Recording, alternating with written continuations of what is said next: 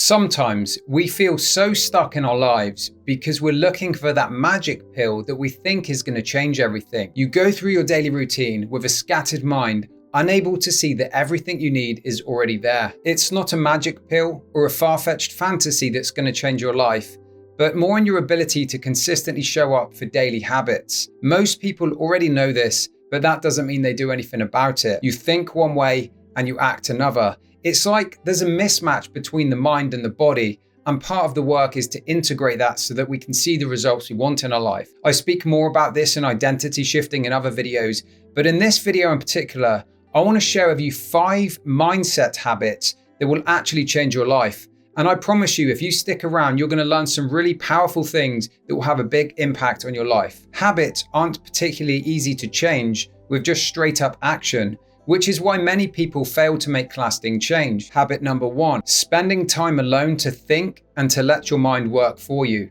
This breaks down into 2 separate parts, time to be silent and time to think, and they work well together. Many of us need a phone, a tablet, a TV show, or some other form of technology just to get through the day. That's the reality of living in this tech, AI-based world. And for many, spending time alone with their thoughts seems like a daunting thing to do. But as an introvert, this is something that I find quite enjoyable and I love to do it. And it's definitely something that you can learn to do yourself. I was on the train the other day just observing people, and I noticed that pretty much everyone on there had their heads buried in the phone.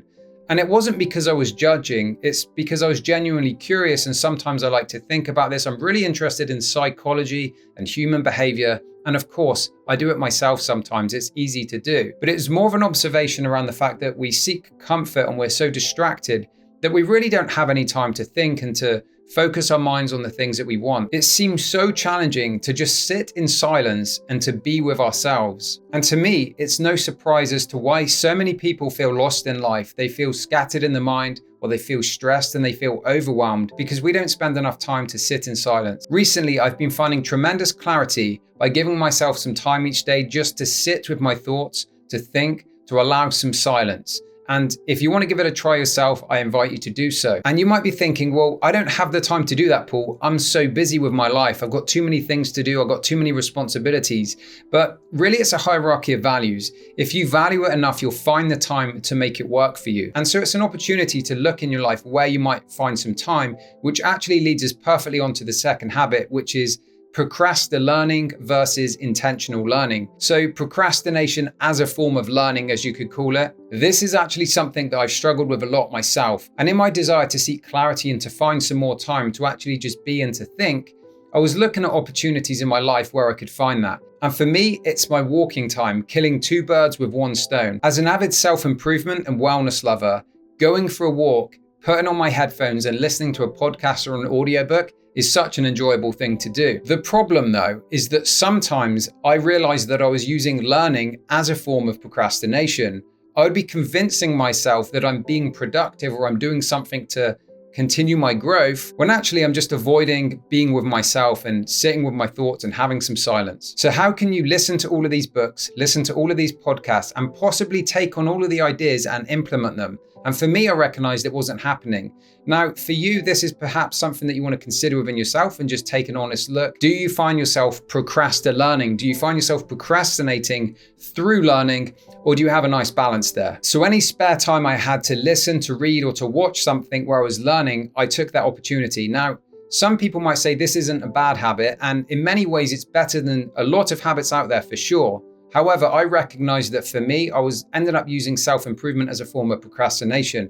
And so the opportunity is, how can you pick specific things based on the goals you're looking to achieve in your life, to learn specific skills or a certain concept, and then actually implement it into your life somehow? So what I did was I decided to experiment with this. And then on some of my walks, I decided I wasn't going to put headphones on and I was just going to be in nature. I was going to allow my mind to wander. I was going to think, and I was just going to give myself some space to just be. It felt great. I received more clarity. I feel like I had better ideas and I had more focus in what I was doing. If you feel scattered, it's too loud inside your head. You cannot hear the whispers within. The whispers from within are the message from your soul. And to hear them, you must create a calm and open space to listen to them. In other words, your soul already knows what it wants. It's trying to tell you what to do, But the problem is many people are so scattered and their minds are so busy that they can't understand what they want. They can't listen because there's too much going on. Sometimes we don't need that next book. We don't need the next course or the podcast or the shiny object. Sometimes it's okay to just listen and to be with ourselves. Habit number 3, focusing on your inner world. I truly believe that this particular habit can change your entire life if you implement it.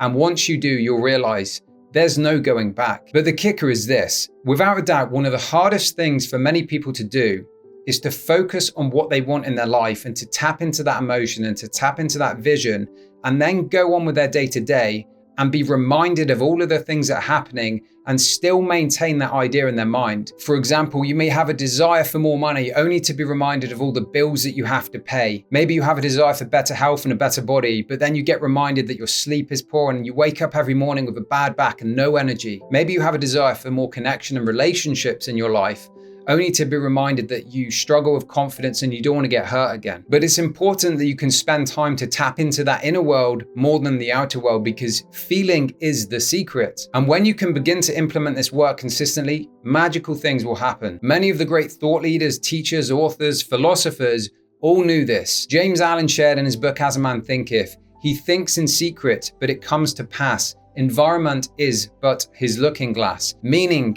the stuff that you think in your mind will be reflective in the outer world for other people to see. Neville Goddard famously shared, feeling is the secret. Now, this is about tapping into the emotion and the feeling behind the wish fulfilled as if it's already happened. So this is creating the images in your mind before it happens in your physical world. And then Wallace D. Wattles in The Science of Getting Rich often was speaking about this thinking stuff from which all things are made. And the thinking stuff is this space within. It's the thoughts in the mind and the space of the universe that then manifests into the physical reality of what you want. Habit number 4, calling out your own BS. The way to stop limiting yourself is to call the truth on your own BS. Specifically, I'm talking about the self-limiting beliefs, the self-sabotaging behaviors, and anything that's really holding you back. For example, you might say something like, I'm not in shape because, the reason I haven't achieved my financial goal yet is because, I'm not where I want to be in life because, and after the because is where you fill in the story, you fill in the limitation of why you haven't achieved a specific thing. For many people, these stories are extremely limiting and will keep them trapped from being where they want to be. But here is the harsh truth. If you haven't achieved a specific thing, it's because you haven't done what is required to make it happen. Learn the skill and acquire the knowledge, seek the support if necessary, or coaching or consulting, take consistent action, learn, modify, and take more action based on the feedback, based on the failures, adapt it, and then eventually you will achieve the result. No, you're not too small, you're not too tall, you're not too short, you're not too fat, you're not too thin. None of these limitations, because I guarantee you, you can find someone or a series of people that have achieved the thing that you want to achieve with the same circumstances or potentially even worse circumstances. Roger Bannister was the guy to break the 4-minute mile, and people used to think that that was impossible to do until the time that he actually did it, and then soon after, the next person did it, and the person after that, and then loads of people have passed the 4-minute mile. And that's because they saw someone else do it, so they believed that it was possible. So this is a great example of why you need to believe in the unseen before it happens in your life. You just have to become who you need to become in order to do what you want to do, in order to have what you want to have. Habit number 5, listening to audio affirmations. Not only is this fun and inspiring, but this is extremely effective. Think about it. When you grow up in the world, you take on all of these new ideas, these beliefs, and these opinions, and you build your model of the world. And more often than not, it's negative. You have that time in school where you failed a class and then you told yourself it means you're not good enough. You got rejected by someone and then you said you wasn't attractive enough, you wasn't worthy enough, you wasn't good enough. And then that time when you got picked last for the sports team and again you told yourself you weren't good enough. For most of us, the reality is that there's lots to undo and there's lots to rewire. So listening to audio affirmations is a way to reverse all of those years of negative programming and to create a new subconscious program so that you can operate from and ultimately achieve different results in your life. I've made multiple videos teaching you how to do this, and I also have an affirmation breakthrough course which will help you take things to the next level. So now we're going to go on some practical steps. Make time each day to disconnect and allow some space into your mind. You can go for a walk, you can meditate, you can do some breath work, or you can simply just relax in silence. Whatever it is that allows you to relax the mind, this is going to help you. Use a pen and paper or a digital notebook to track important insights or thoughts that may arise. You can decide later if you'd like to do anything with them, but the important thing is to note them down. Spend time each day to tap into the vision and the feelings of your desired goal. So this is all about thinking of that future self and what it is you're looking to achieve. Consider your self-help indulging activities to be taken more seriously. For example, intentional learning. Consider, what do you want to take from this? How can you apply it? When will you apply it? Think about this information and how you actually want it to change your life. Identify the challenges in your life and make a list of your stories. Begin to search for evidence to prove the opposite to be true. This will shift your beliefs and you can speed up this process through using the audio affirmations. So I've shared with you 5 really powerful habits that you can develop to improve your mindset and ultimately transform your life. I guarantee if you implement these and you show up consistently, you will see some changes. If you'd like some help with this, I've got a free belief blueprint to help you get started, to shift some of those limiting beliefs and get you moving forwards. Thanks for watching this video. As always, have a great day and I'll see you in the next one.